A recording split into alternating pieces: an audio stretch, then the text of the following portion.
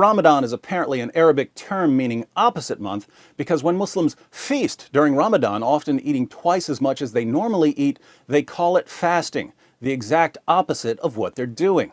Lesson number 1.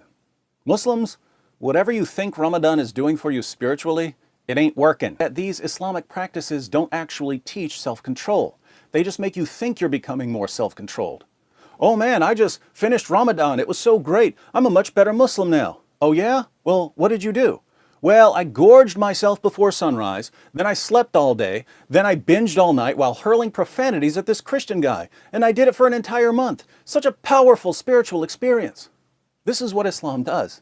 It gives you silly tasks to accomplish and tells you that these tasks prove that you're good, no matter what kind of person you really are. As long as you practice the 5 pillars and you don't eat pork and you cover your head if you're a woman, you're a very moral person. Lesson number 2, I'm inside your head, and I'm going to be there for a while.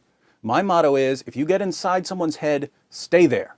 When I get inside someone's head, I turn the lights on, then I move some furniture around, then I sit down on the sofa and start playing videos. So get used to me being inside your head, because I'm not going anywhere. Lesson number 3, you have no clue what to do about the fact that I'm inside your head. Islam only has 2 ways of dealing with problems, physical abuse and verbal abuse. In Muslim countries, it's physical abuse. In non-Muslim countries, it's usually verbal abuse. If someone criticizes Islam in a non-Muslim country, you call them racists, you call them Jews, you call them bigots, you call them Islamophobes. You hurl profanities at them. You tell them they're going to burn in hell. You send them threats. You do this because it's an easy way to manipulate weak-minded people.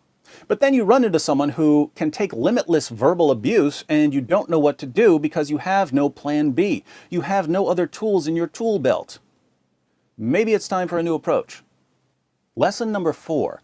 Just like feasting all month and calling it fasting, you've got everything backwards.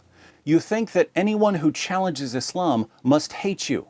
But if what you believe is false, and if you've been manipulated all your life into doing things that actually choke you spiritually, isn't it far more loving to tell you the truth than to keep quiet? So instead of asking yourselves, what kind of racist, hate-filled bigot must this guy be to criticize Islam, you should be asking, how much must this guy love us that he's willing to put up with this? Your hate mailbox is full. All day, every day, in order to reach the few of us who are actually listening.